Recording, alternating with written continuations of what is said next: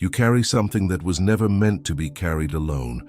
In the hollow of your chest, where breath becomes prayer, lives a weight that has no name. You've felt it, haven't you?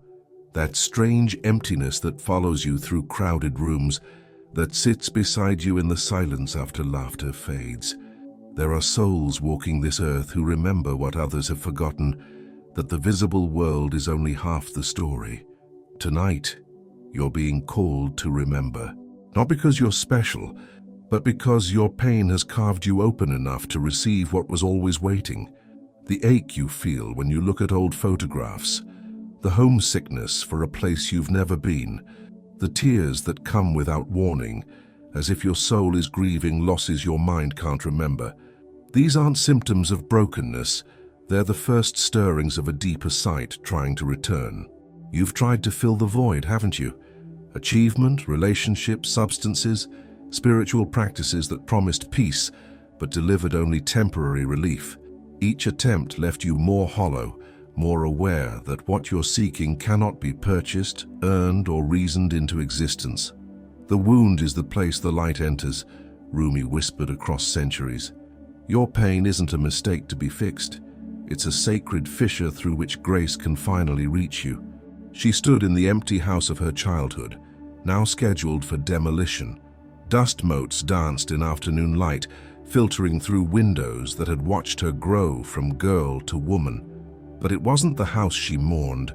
It was the version of herself who once saw faces in wallpaper patterns, who heard conversations between furniture, who knew without question that the world was alive with invisible friends.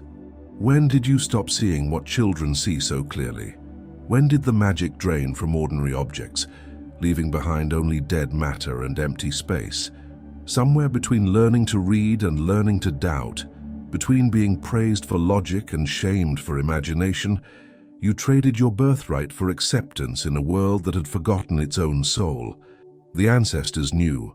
In every culture, in every age, the wise ones spoke of worlds within worlds, of eyes that see beyond form, of the sacred conversation that never stops whispering to those who remember how to listen.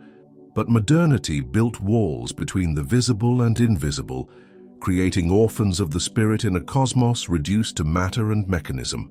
You feel it in your bones, this exile from your own deeper nature. The loneliness isn't just personal, it's ancestral.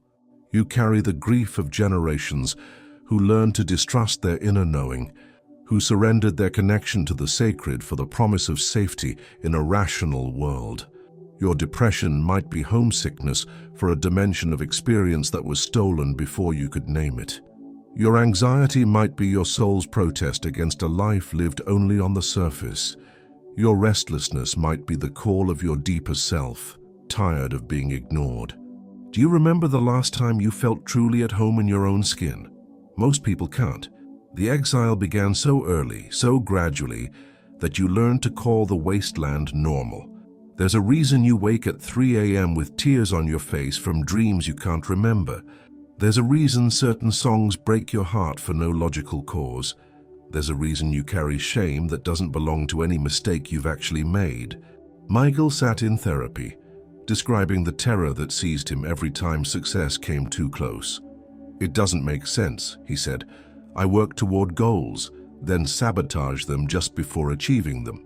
His therapist helped him discover that his great-grandfather had been executed for his political success. His grandfather had learned that visibility meant danger, and his father had passed down the unspoken belief that achievement leads to death. This is the inheritance no one talks about, the traumas that live in your cellular memory, the fears that don't belong to your own life experience, the protective patterns developed by ancestors who survived by learning to hide their light. You carry your grandmother's unspoken grief, your grandfather's war-torn silence, your mother's abandoned dreams, your father's suffocated sensitivity. Generations of women who learned to make themselves small. Generations of men who learned to armor their hearts. The DNA remembers what the conscious mind forgot. Maybe your spiritual hunger isn't just personal. Maybe you're the one chosen by your lineage to break the pattern, to heal what couldn't be healed before, to remember what was forced into forgetting. In the indigenous traditions, they call this soul retrieval, the process of calling back the fragments of self that were lost to trauma, shame, and survival. What if your depression is your soul's way of mourning all the parts of yourself that went into hiding? What if your anxiety is the energy required to keep those parts buried? The mystics knew, to see clearly, you must first acknowledge what has been lost.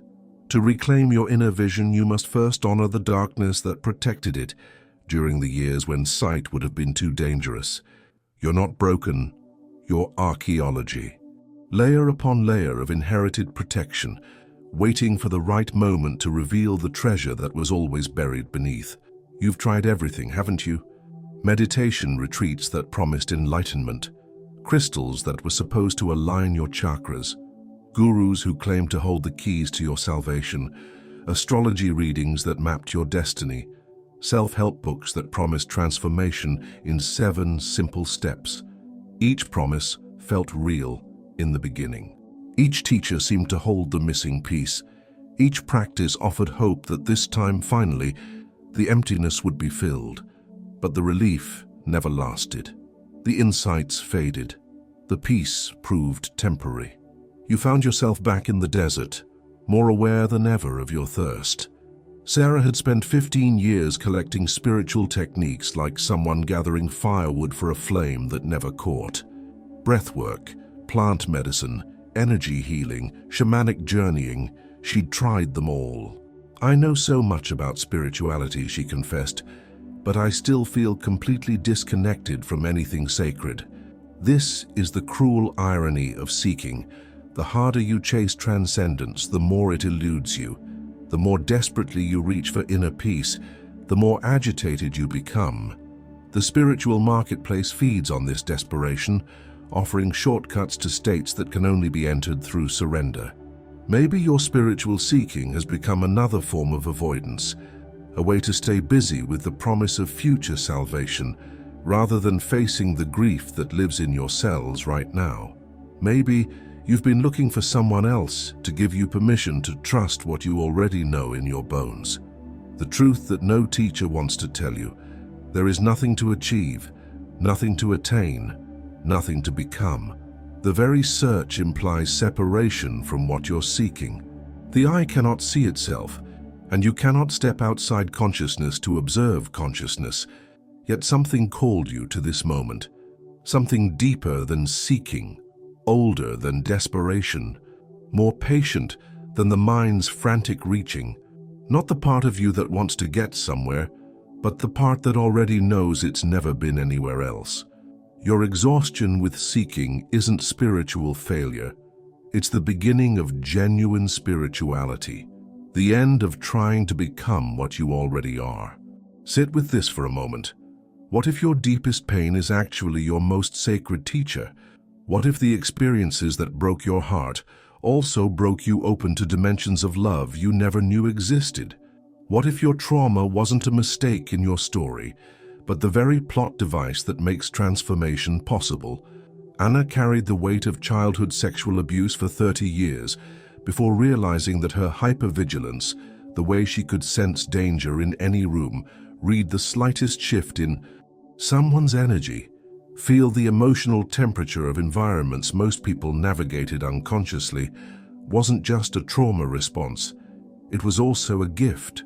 Her nervous system, forced to develop extraordinary sensitivity for survival, had become a finely tuned instrument for perceiving what others missed. This doesn't romanticize trauma or suggest that suffering is somehow good. Pain is pain, violation is violation, loss is loss. But consciousness has a mysterious capacity to transform poison into medicine, to alchemize wounds into wisdom, to birth sight from the very experiences that seem to blind us. Your depression might be your soul's appropriate response to a world that has forgotten its sacred nature. Your anxiety might be your system's accurate perception of the disconnection and danger that actually exist. Your grief might be the love with nowhere to go, the care that can find no object worthy of its depth. Indigenous cultures understood what modern psychology is rediscovering. Symptoms often contain medicine, the vision that comes to the shaman during his darkest night of the soul, the prophecy that emerges from the mystic's desert of abandonment, the healing power that awakens in those who have walked through their own death and returned. Your nervous system learned to read energy for survival. Now it can read energy for service. Your heart learned to protect itself through walls. Now those same walls can become conscious boundaries that allow deeper intimacy. Your mind learned to scan for threats. Now it can scan for truth. You didn't survive your darkness to simply return to who you were before. You survived to become who you were always meant to be, someone with eyes trained by difficulty to see what ease cannot perceive. The wound is where the light gets in. But first, the wound must be acknowledged as sacred. First, the darkness must be honored as the womb from which your deeper sight will be born. There's a reason ancient stories haunt you. The woman who waits by the well in fairy tales. You know her face. The dark forest where travelers lose their way. You've walked those paths in dreams. The tower where Rapunzel waits for rescue. You felt the loneliness of that high window. These aren't just stories. They're maps of the soul's journey, passed down through generations by those who remembered that every human life follows archetypal patterns of loss, seeking, and return. The myths aren't about other people. They're about the universal journey of consciousness, temporarily forgetting its nature, then struggling to remember. You are Persephone, carried into the underworld of your own psyche, learning to rule in darkness before returning with gifts for the living. You are Odysseus, wandering far from home, facing monsters that are projections of your own unintegrated shadows. You are Inanna, stripped of all identity markers as you descend into the depths where true power is forged. The signs have been appearing in your life like breadcrumbs on the path home, synchronicities that make you pause and wonder, dreams that feel more real than waking life, moments when you know things you have no logical way of knowing. Your rational mind dismisses these as coincidence, but your soul recognizes them as invitations. Maybe you've always been drawn to certain places that feel like home before you've ever been there. Maybe you've met strangers who felt like old friends, or heard music that seemed to come from inside your own chest. Maybe you've looked in mirrors and sometimes seen a face that was almost yours, but older, wiser, more at peace. This is recognition. Not learning something new, but remembering something ancient. The inner vision you're seeking isn't a talent to develop. It's a capacity to recover. The eyes that see beyond form aren't special powers. They're your natural inheritance, temporarily clouded by cultural conditioning that taught you to trust only what could be measured and sold. Your homesickness for the sacred isn't nostalgia. It's memory calling you back to wholeness. Your spiritual hunger isn't neediness. It's your true self refusing to accept the false limitations that have been placed around your awareness. The threshold is always now. The door is always here. The only question is whether you're ready to stop believing that you're not ready. Elena was washing dishes when it happened. Not during meditation, not in a sacred ceremony, not following any spiritual technique, just standing at her kitchen sink, hands moving through warm, soapy water, when suddenly the world revealed its other face. The evening light streaming through her window became visible music. The water flowing over her hands felt like liquid starlight. The simple ceramic bowl in her palm hummed with the presence of the hands that had shaped it, the fire that had birthed it, the earth that had surrendered its clay. For perhaps 90 seconds, ordinary reality stood revealed as continuous miracle. When the vision faded, Elena wasn't disappointed. She was grateful. Something in her had always known this other way of seeing existed. She just needed proof that it wasn't imagination. This is how inner vision actually awakens. Not through striving or technique, but through moments of such complete presence that the usual boundaries of perception dissolve. The mystical isn't separate from the mundane. It's the mundane experienced with unclouded awareness. Your breath has always been sacred. You just haven't been paying attention. Your heartbeat has always been drumming the rhythm of the cosmos. You just haven't been listening. The space between your thoughts has always been pregnant with infinite possibility. You just haven't learned to rest there. The discovery isn't that you can develop special powers. The discovery is that consciousness itself is the special power, and you are consciousness temporarily pretending to be a separate individual. When this pretense relaxes, even slightly, perception expands beyond its assumed limitations. Ancient traditions developed practices not to create transcendent states, but to clear away the obstacles to recognizing what was already true. Like cleaning a window that had become so dirty, you forgot there was light on the other side. Your depression might lift not because you've fixed what was wrong with you, but because you've remembered what was never wrong. Your anxiety might dissolve not because the world has become safer, but because you've remembered the part of you that was never in danger. Your loneliness might transform, not because you found someone to complete you, but because you've discovered that you were never actually separate. The paradox you must stop seeking in order to find. You must give up trying to become enlightened in order to recognize that enlightenment is your natural state, temporarily obscured by the very effort to attain it. Your dreams have been trying to tell you something for years, but you've been listening with the wrong ears. The woman in white who appears when you're facing major transitions, she's not a random image from your subconscious. She's your soul's way of saying, purification is needed before rebirth. The recurring dream of the house with rooms you've never entered, that's your psyche mapping the undiscovered territories of your own consciousness. In the realm of inner vision, everything speaks in symbol. A black bird doesn't predict literal death. It announces the end of an old identity. Water doesn't just represent emotion, it symbolizes the flow of life force itself, the capacity for cleansing and renewal. Fire doesn't only mean passion, it represents the transformative force that burns away what no longer serves. When Maria began paying attention to her inner imagery, she noticed that before every major life change, she would dream of crossing bridges. Not the same bridge, but always the movement from one side to another. Her psyche was preparing her for transition, using the ancient symbol of passage between worlds. This is the language your soul has always spoken, the vocabulary of metaphor, the grammar of archetype, the syntax of synchronicity. Learning to read this language isn't about interpretation techniques or dream dictionaries. It's about developing the quality of attention that recognizes meaning beyond literal content. Trees in visions often represent growth, rootedness, and the connection between earthly and heavenly realms. But your specific tree, oak or willow, flowering or bare, healthy or diseased, carries information about your particular state of soul. The key is learning to feel into the symbol rather than thinking about it. Doors in inner vision almost always represent choice points, opportunities for transition, thresholds between states of consciousness. But the condition of the door, whether it's locked or open, ornate or simple, tells you about your readiness to move through the passage being offered. Numbers carry archetypal significance.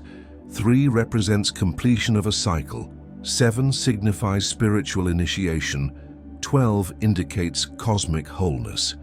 But again, the meaning emerges through felt sense rather than intellectual analysis. The more you practice listening to this symbolic language, the more fluent you become. Eventually, you'll find that life itself begins speaking to you in symbols, not just in dreams and visions, but through the everyday encounters that carry unexpected significance. In the temple traditions of ancient Egypt, initiates learned that 7 was the number of transformation, 7 colors in the rainbow bridging heaven and earth, 7 notes creating all music, 7 energy centers aligning the human form with cosmic consciousness. The SCP practice builds on this archetypal wisdom, using breath as the bridge between ordinary awareness and the expanded states where inner vision naturally flowers. But this isn't technique in the modern sense. something to master and control. This is ritual, a way of creating sacred time within ordinary time, of stepping out of the rushing current of daily consciousness into the still pool where deeper wisdom can emerge. Find a place where you won't be disturbed. Not because you need perfect conditions, but because the soul deserves your undivided attention. Sit comfortably, allowing your spine to find its natural dignity without force or rigidity. This isn't about perfect posture. It's about honoring the body as the temple where spirit dwells. Close your eyes or soften your gaze downward. Take 3 ordinary breaths, feeling each exhale as a small death, each inhale as a gentle birth. You're not trying to achieve anything yet, simply arriving in this moment, in this body, in this choice to remember what you've temporarily forgotten. Each breath follows the ancient rhythm that mirrors the heartbeat of the cosmos itself. Breathe in slowly through the nose for a count of 4, feeling air fill first your belly, then your ribs, then the space around your heart. This is receiving, taking in not just oxygen, but the life force that pervades all existence. Hold gently for 2 counts, not forcing retention but allowing a natural pause. In this space between breaths, the doorway to expanded consciousness briefly opens. Exhale through the mouth for 6 counts, letting air flow out like a river returning to the sea. This is release, letting go of everything that separates you from your essential nature. Rest for 2 counts in the natural emptiness before the next inhale arrives. In this void, your deeper self has always been waiting. As you breathe, allow your attention to gather in the sacred chamber of your heart, not the physical organ, but the energetic center where love and wisdom meet, where the personal self dissolves into something infinitely larger. Somewhere between the 4th and 7th breath, most people notice a change. Time becomes elastic, thoughts slow like leaves settling on still water. The boundaries between inner and outer begin to soften.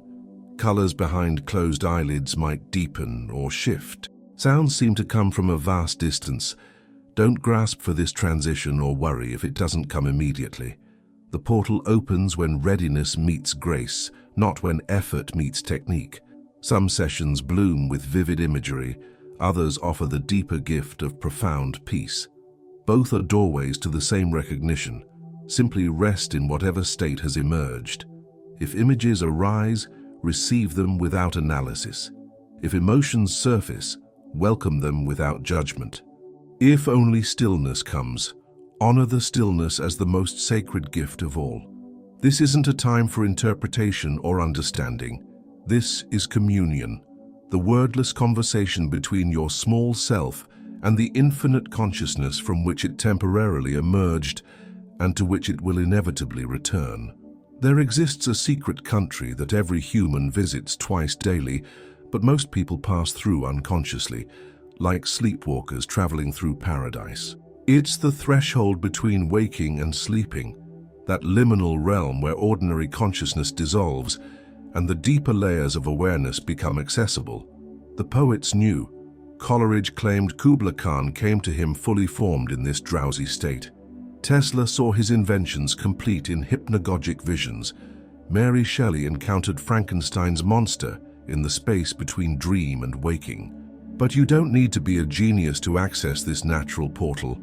You only need to learn to remain aware during your daily transit through the borderlands of consciousness.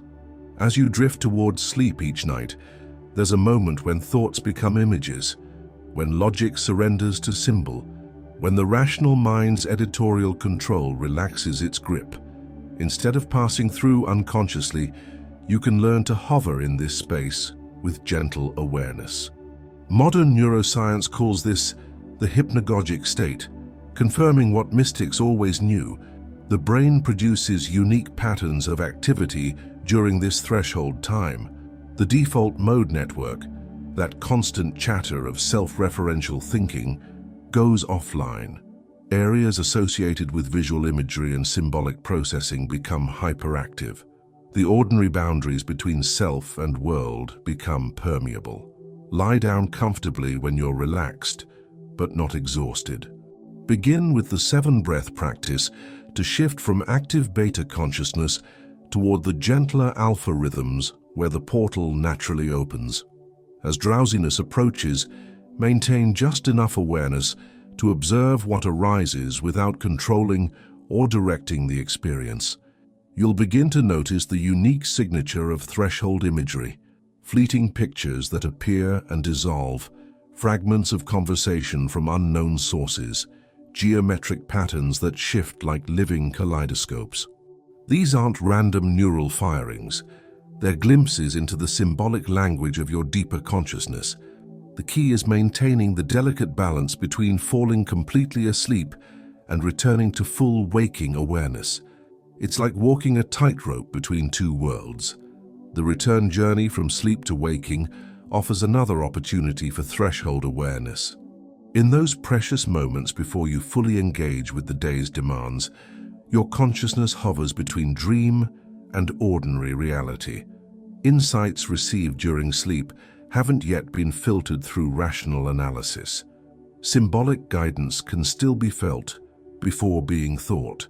Upon waking, before moving or opening your eyes, take a moment to feel into whatever dream fragments or impressions remain. Don't try to interpret, simply receive. Often the most profound guidance comes not as elaborate visions, but as subtle feelings, qualities of energy, or simple knowing that arrives without explanation. Your awareness moves through different states, like a symphony moving through movements, each with its own tempo, texture, and emotional coloring. Learning to recognize these natural rhythms provides a map for navigating the territories where inner vision emerges. Most modern life unfolds in the rapid rhythms of focused attention, the state that accomplishes tasks, solves problems, navigates social interactions. Essential for survival, but like staying permanently in the symphony's most intense passages, it creates exhaustion and blocks access to subtler movements. When this busy frequency dominates completely, it's like trying to hear whispers during a thunderstorm. The subtle impressions, intuitive hunches, and gentle guidance that arise from deeper awareness simply can't penetrate the noise. As the rushing mind begins to relax, consciousness settles into a flowing rhythm, like a river finding its natural course.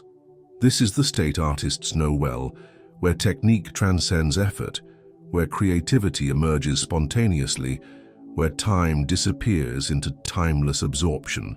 In alpha rhythm, the critical mind softens its grip without completely letting go. This creates optimal conditions for receiving subtle impressions while maintaining enough awareness to remember them. Many people first encounter inner vision in this flowing state. As consciousness drops even deeper, it enters the realm where shamans journey, where mystics receive visions, where profound healing naturally occurs. In these deep rhythms, the sense of separate self begins to dissolve. Personal boundaries become permeable. Access to what feels like collective or ancestral memory becomes possible. Dreams unfold in theta rhythms, which explains why meditation can feel like conscious dreaming. You're accessing the same neurological networks, but with awareness intact to witness the symbolic unfolding. In the deepest states, consciousness touches what mystics call the unity field, the vast awareness from which all individual consciousness emerges. Experiences of cosmic consciousness, universal love, and complete dissolution of personal identity occur in these profound depths.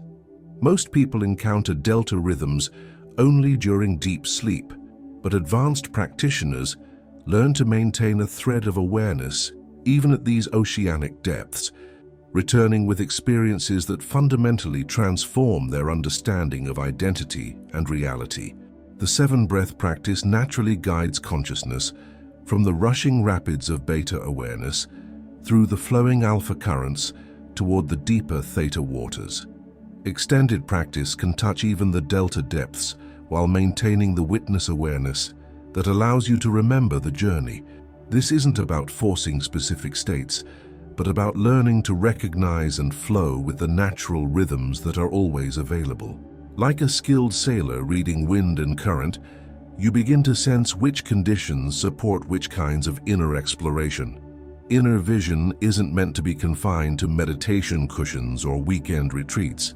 The goal is integration, bringing expanded awareness into every moment of ordinary existence until the distinction between sacred and mundane dissolves completely. Throughout your day, pause and notice the space between thoughts, not trying to create this space, but recognizing the natural gaps that already exist in the stream of mental activity. Each moment of gap awareness strengthens your capacity to access the stillness where deeper knowing naturally arises. This can happen anywhere, while waiting for coffee to brew, during the pause before answering your phone, in the space between finishing one task and beginning another. These micro moments of presence create cumulative shifts in consciousness. Whenever you feel disconnected from your center, stressed, confused, reactive, return to the portal rhythm. Inhale for 4, hold for 2, exhale for 6, rest for 2. 3 conscious breaths can shift you from reactive beta consciousness toward the more receptive alpha state in less than a minute. When entering any new environment, take a moment to sense its energetic quality before thinking about it. How does this place feel? Welcoming or resistant? Peaceful or agitated? Light or heavy? You're developing sensitivity to the subtle information that every environment carries. This isn't analyzing or judging, but simply developing the capacity to receive non-verbal information. Over time, this sensitivity becomes a reliable guide for navigating social situations, choosing living spaces, and making decisions about where to invest your time and energy. Before sleep, spend a few minutes recording any unusual impressions, synchronicities, or intuitive hunches from your day. Don't interpret or analyze, simply capture the raw data. Over time, patterns will emerge that reveal your unique way of receiving guidance from the subtle dimensions of experience. Upon waking, before engaging with external demands, pose a single question to your deeper wisdom. What does my soul most need to know today? Then listen without forcing answers. Throughout the day, pay attention to information that seems to respond to your morning inquiry. On every authentic spiritual path, you encounter what appear to be obstacles but reveal themselves as teachers. These inner guardians test your readiness, refine your motivation, and ultimately become allies in your awakening. When inner vision begins to activate, doubt arrives like a faithful critic. "This is just imagination," it whispers. "You're deluding yourself. These are meaningless coincidences." The rational mind, trained to trust only material evidence, rejects experiences that can't be replicated in laboratories. But doubt, when befriended rather than fought, transforms into one of your most valuable allies. Not all impressions are accurate. Not every synchronicity carries profound meaning. The ability to distinguish genuine guidance from wishful thinking requires the discriminating wisdom that doubt, properly understood, provides. Sarah learned this when she began receiving what felt like guidance during meditation. Her first impulse was to follow every impression without question. But when she applied this guidance to practical decisions, the results were mixed at best. Through working with doubt as an ally rather than an enemy, she developed the discernment to recognize which inner voices carried authentic wisdom and which were projections of her own hopes and fears. Welcome doubt as a teacher. When it arises, ask, "What is this doubt protecting me from? How might it serve my spiritual development?" Often you'll discover that doubt prevents premature spiritual inflation, the ego's attempt to claim ownership of transcendent experiences. As perception expands beyond familiar boundaries, fear naturally emerges. What if you lose your grip on ordinary reality? What if others think you're losing your mind? What if these experiences are somehow dangerous? Michael experienced this when his first profound vision arrived during what he thought would be an ordinary meditation. For 20 minutes, he found himself in what felt like direct communication with deceased relatives, receiving guidance about family patterns that needed healing. The experience was beautiful, but the fear that followed was intense. "Am I going crazy?" he wondered. Fear, when properly understood, transforms into reverence, healthy respect for the power and mystery of expanded consciousness. The subtle realm deserves reverence. These aren't parlor tricks or spiritual entertainment, but encounters with dimensions of reality that have been acknowledged and honored by every wisdom tradition. When fear arises, breathe with it rather than fighting it. Feel its texture without being overwhelmed by its intensity. Often, what you fear isn't the experience itself, but your conditioning about what such experiences might mean.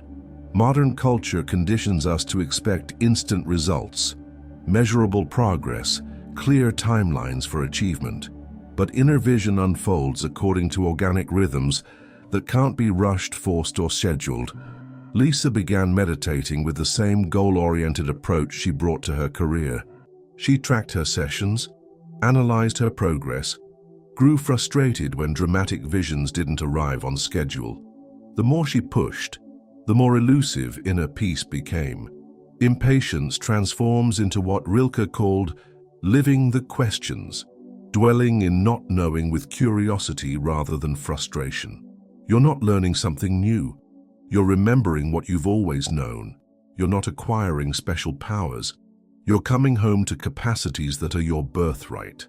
Perhaps the subtlest guardian is the ego's attempt to possess transcendent experiences for its own aggrandizement.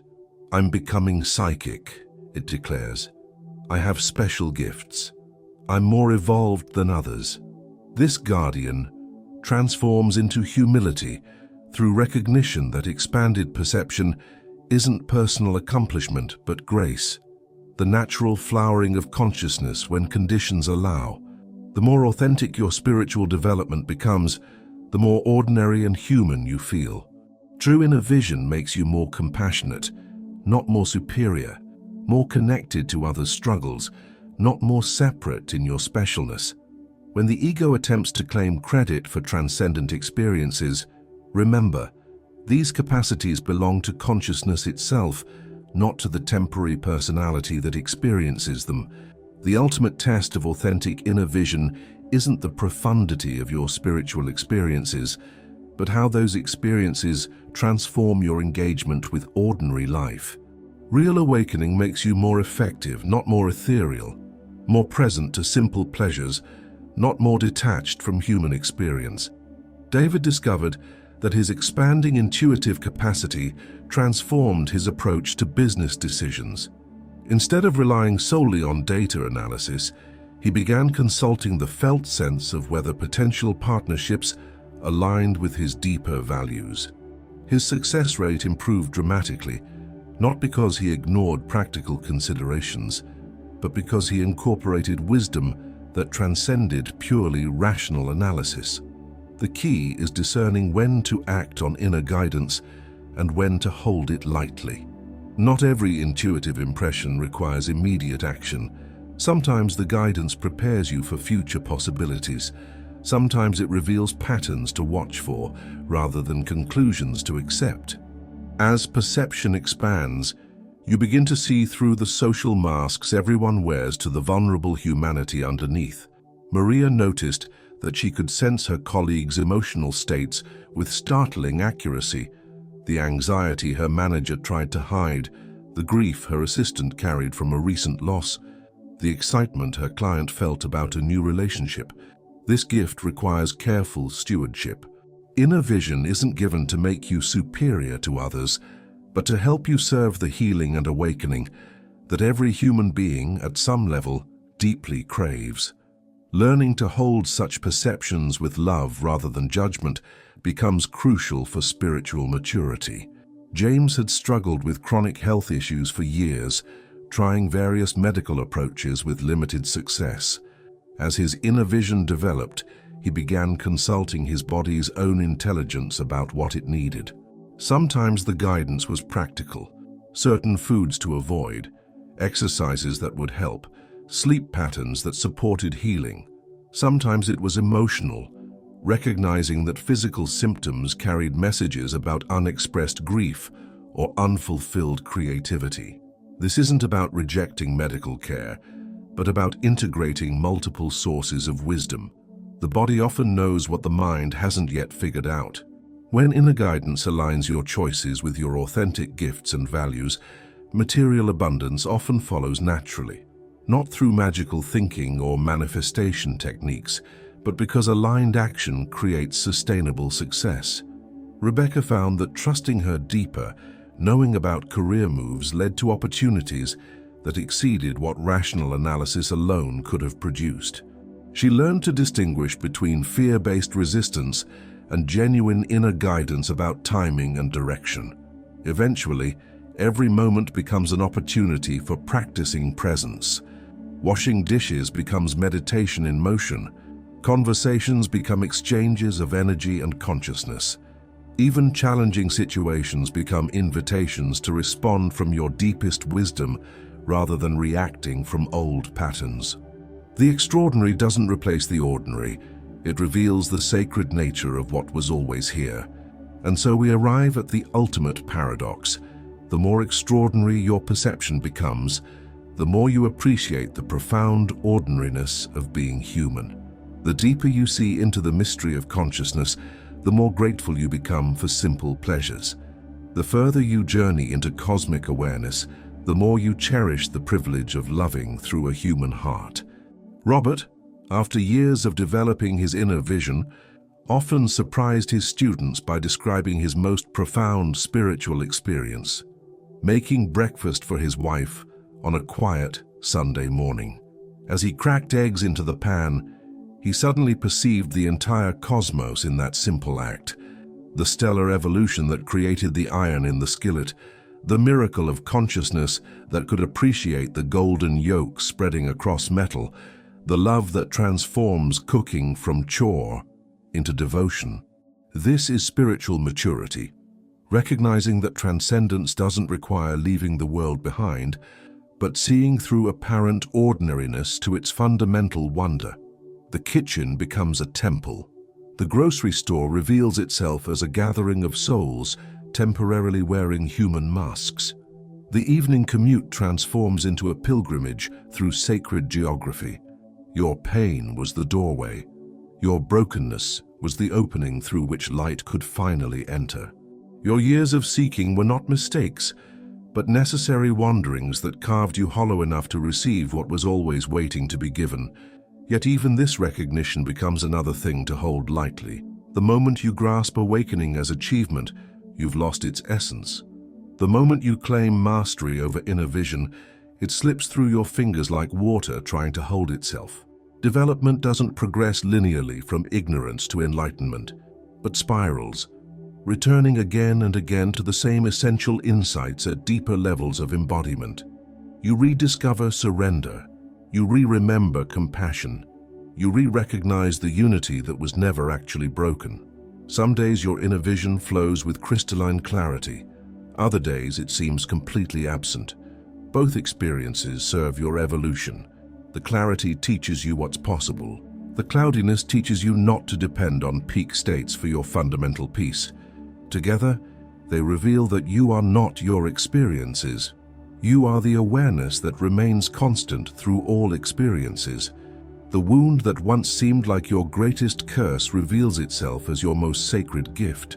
The sensitivity that made you feel broken in a harsh world becomes the very capacity that allows you to perceive what others miss. The emptiness you tried so desperately to fill was never meant to be filled. It was meant to be recognized as the spaciousness from which all fullness emerges.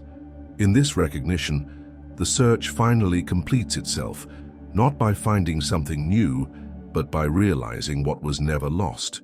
The inner vision you've been developing was never separate from the consciousness you've always been. The extraordinary perception you've been cultivating is simply your natural state of being, temporarily obscured by the beautiful distraction of being human. You came into this world already whole, already connected, already carrying the very awareness you've been seeking. Life's apparent cruelties and kindnesses, your mistakes and achievements, your periods of clarity and confusion, all have been movements in the same dance, notes in the same eternal song that consciousness sings to itself. The mirror you've been asked to step through isn't outside you. It's the reflection of your own deepest nature, waiting patiently for you to stop looking away. Behind every face you've ever loved, your own original face has been smiling back at you. Through every moment of beauty that's ever moved you to tears, your own essence has been recognizing itself. Tonight, as you close your eyes and settle into the rhythm of 7 breaths, remember, you're not trying to achieve anything, become anyone special, or fix what was never broken. You're simply returning to the awareness that has been witnessing every moment of your life, including this one. Feel the breath flowing in and out of your lungs, the same breath that moves through every living being, the same life force that animates galaxies and flowers, lovers and mountains. Rest in the space between heartbeats, the same silence from which all sound emerges and to which all sound returns. And in that silence, if you listen carefully enough, you might hear what you've always known but temporarily forgot. You are not a separate wave struggling to find the ocean. You are the ocean itself, playing at being a wave, dreaming of being lost so you can experience the joy of being found. If these words have stirred something ancient and familiar in the depths of your being, you're ready to begin, or perhaps to remember that you never actually stopped. Tonight, give yourself the gift of 7 conscious breaths, not to achieve anything, not to become anyone special, but simply to come home to what you've always been. And if you know others who are ready to step through their own mirror of perception, share this invitation. The world needs more people who see clearly, love deeply, and trust the guidance that whispers from beyond the boundaries of ordinary sight. Your inner vision has been calling to you your entire life. The question was never whether you're capable of answering, it was whether you're finally ready to stop pretending you can't hear its voice. The door you've been seeking was never locked. The key you've been searching for has always been in your hand. The home you've been trying to find exists in the space where your next breath begins. Welcome yourself back to what you never actually left.